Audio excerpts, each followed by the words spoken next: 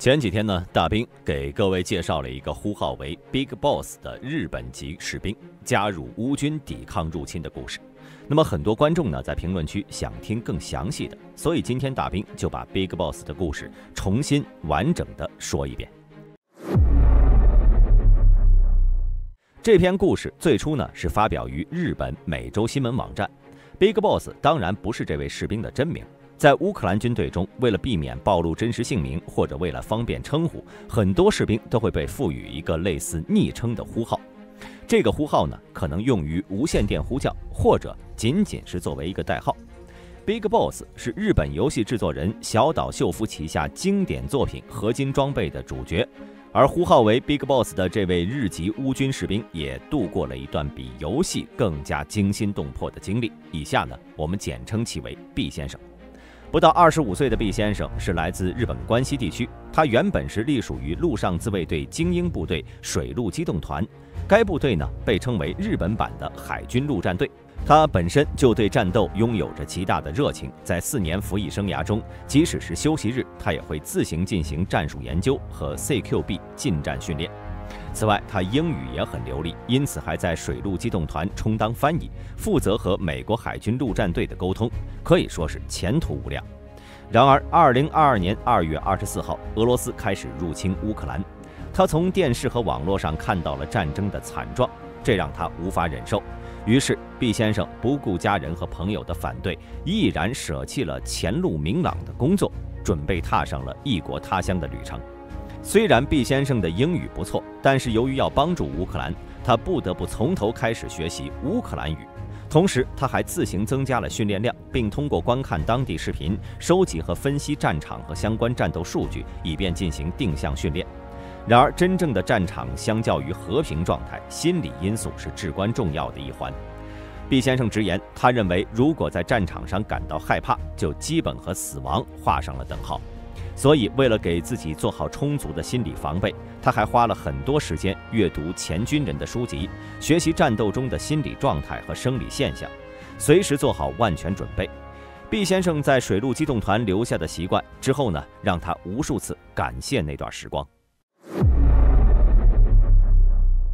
2023年6月，他从波兰东部的热舒夫乘火车进入乌克兰。通过朋友介绍，他有几个部队可以选择加入，但等待时间太长。于是，毕先生通过邮件联系了一支名叫 Chosen Company 的乌克兰军团。该部队呢，前身是一支瑞典志愿军。后来，随着越来越多外国人加入，该部队已经成为了专门收纳外籍志愿军的乌克兰部队，隶属于乌克兰第59旅。该部队只接收那些在本国有军队经验并且擅长战斗的人，而且支付的薪水比其他部队高。虽然他不符合25岁以上、7年以上军队经验的条件，但经过面试、技术和体能测试，他被特别允许加入。加入初期，年纪轻轻的毕先生在一种老兵中呢显得缺乏威慑力，因此他还受到了周围人的一些嘲笑。然而，在经过第一场在战壕战的 CQB 训练之后，对毕先生的嘲笑声就消失了。他通过自己的实力赢得了一众老兵的尊重。23年6月，正处于乌军大反攻阶段，毕先生跟随部队从安静的基辅来到了前线，却宛如来到了另一个世界，到处都是爆炸声和震动，就连黑漆漆的天空都被战火点亮。和俄军不同，乌克兰部队会免费发放枪支和防弹背心，但是由于毕先生属于自卫队时代以来就有强烈的偏好，所以在进入到乌克兰之前，他花费了超过100万日元，在其他国家自行准备了所有装备。很快，乌克兰部队推进至苏罗维金防线，并陷入苦战，而来自西方国家武器的支援停滞，让情况变得更糟。但是由于毕先生所属的外国志愿军可以优先获得武器供应，因此他们的行动并没有受到太多影响。毕先生完成了大量的任务，包括城市战、据点压制、据点防御、伏击攻击、破坏工作、战壕突袭、长距离侦察、夜间突击。但个人的力量呢，是无法改变战场的形势的。时间来到23年12月，俄军开始围攻阿夫迪夫卡这座乌军的堡垒城市。毕先生的部队首先在前，距离俄军据点100米以内的位置，收集了几天的信息。通过瞄准镜，他可以看到带着红色胶带的俄罗斯士兵。遭受了迫击炮、无人机投下的炸弹、自杀式无人机、RPG 等各种攻击。与之相对的，俄军的炮火也会轰击乌克兰阵地。虽然双方都修筑了坚固的工事，但即便如此，当炮弹落在附近时，毕先生也会感觉到暂时的脑震荡。但他没有时间缓解，因为在炮击结束之后，俄军士兵马上就会发动冲锋，他必须强忍眩晕、耳鸣和呕吐的欲望，拿起枪向敌人开火。某一天，毕先生被选为了压制敌人据点任务的团队成员。为了躲避俄军侦察，行动开始于晚上10点。然而天黑对乌军来说也增加了很多的不确定性。很快，毕先生就摸到了俄军战壕中，并找到了一个俄军地堡的入口。他向其中投掷了1枚手榴弹，不料爆炸把地堡的入口炸开了。毕先生一脚踩空，就直接掉入了这个一片漆黑、不知道隐藏着多少俄军的地洞中。好在由于洞口塌陷，整个地洞呢都被烟雾弥漫。毕先生借助烟雾的掩护，一边开枪一边前进。同时，剩余的俄军也开始反击。他的防弹背心被击中4次，左腿3次。他急忙躲在混凝土墙后面。通过声音判断，俄军距离他不过5米，但他根本看不见人在哪里，只能投掷手榴弹，连续扔了7、8个，但俄军依旧在开火。就在这时，最坏的情况发生了，他的子弹用完了。心中一凉啊，这仿佛是游戏情节。他也听到不远处的俄军在空拉枪栓，也证明俄军的子弹也用光了。正当他想采取下一步行动时，一架俄军无人机飞到了这个地堡的头顶，并扔下了4颗炸弹。爆炸地点离他只有2米远，无数的铁片刺入了他的身体。但是由于肾上腺素的作用，他感到不可思议的没有感受到痛觉。他扔出了最后的手榴弹，幸运女神终于眷顾了他。这枚手榴弹点燃了俄军用来做饭的燃气管，发生了大爆炸，把洞内的俄军都掩埋在其中了。虽然获得了最终胜利，但毕先生情况呢也非常不妙。肾上腺素的效果已经过去，他的左腿几乎被打断了，全身有40多处破片伤。毕先生从洞里爬出来，躲在瓦砾堆中，进行了紧急处理，在腿上绑止血带。由于周围烟雾弥漫，他没有被敌人的无人机发现。因为身处在俄军的阵地之中，他完全不敢移动，不知道战壕的哪个角落就躲藏着俄军，所以他只能等待，祈祷队友来救他，然后就失去了意识。当他醒来时，周围还是一片漆黑，大概是凌晨4点，四周陷入了安静，队友也没有了影子。他心中感到一阵不妙，自己的队友可能已经遭遇了不测，这下只能靠自己了。为了避免天亮之后被俄军发现，他四处寻找藏身地，结果发现在距离7、8米的地方有一处合适的地方。毕先生浑身都在流血，等他爬到藏身处回头看的时候，又发现自己的身后拖出了一条长长的血迹。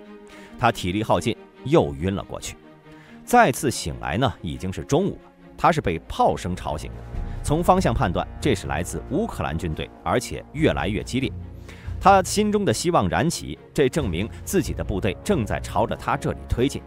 但随即这股希望又黯淡下去了，因为他不仅没有武器，左腿也弯曲到了一个不可思议的角度，想一个人回到乌军阵地，那基本是不可能了。接下来毕先生度过了最浑浑噩噩的一段时光，由于缺血和脑震荡，幻觉和昏迷重复在他脑中上演。与此同时，身体的剧痛又折磨着他从昏迷中惊醒。这种情况反复上演了好几次，他开始想到了自我了结，只要咬住手榴弹并拉出哨钉，就不会再感到痛苦了。同时，他在日本的朋友和家人也像走马灯一样的东西出现在他大脑中。最后，他看到了葬礼上自己的黑白照片。他再次醒来是被冻醒的。此时呢，已经过了1天1夜了，到了第2天中午了。当时是12月份，阿夫迪夫卡的气温接近-10°C了。天空开始下雪，和炮灰一起把四周变成了一片银装素裹，就如同梦中葬礼上的白色。毕先生的脑子清醒了一些，他想到反正都是要死，那就在死前做些事情。他开始进行战术呼吸来平静自己的情绪。精神稍微稳定之后，他开始检查自己身体状况。由于在最后的爆炸吸入了大量高温空气，他的喉咙被烧伤，而且由于失血而流失了大量的水分。他知道如果不立刻补水，缺水很快让他的身体情况会再次恶化，于是他喝下了自己的小便。接着他开始考虑逃生路线，虽然他平常不会考虑高风险选择，但反正现在都快要死了，不如赌一把。他选择在5点开始移动，因为此时天色变暗，人类和无人机的视野处于最弱阶段，如果等到天黑，夜间的低温可能会直接要了他的命。他脱掉了所有的防护装备，只戴着防弹眼镜、匕首和手套，小心翼翼地匍匐前进。每次听到无人机声音，他都会停下来，避免被无人机发现。据他估计，他花了2个小时才仅仅前进了20米。途中，他不小心走到了有俄军的战壕，他看到了冒出战壕的 WiFi 天线以及重机枪的枪口，他不得不回头绕行，多次因为疲劳和缺水失去意识。在梦中，他回到了日本，正在和朋友们在居酒屋里愉快地喝酒。就在这时，一位朋友突然说了一句：“这不是我们应该做的事情。”瞬间让他清醒。如果这样梦下去，可能第2天呢就会变成雪地中的又一具冰雕。一段时间后，毕先生差点走进了雷区，这对于他来说是一个好消息，因为雷区意味着他已经离开了俄罗斯阵地，即将进入中间地带。但他小心翼翼地触摸着土壤，确认了地雷位置，并且安全通过。在此期间，头顶上一直有炮弹飞来飞去，战斗变得越来越激烈。由于处于俄罗斯阵地附近，每次有无人机的声音，他都会紧张，因为乌军无人机驾驶员很有可能会把他当成受伤的俄军而投下炸弹。他真的不想被自己人的攻击杀死，所以他加快了匍匐前进的速度，终于看到了他们自己的据点。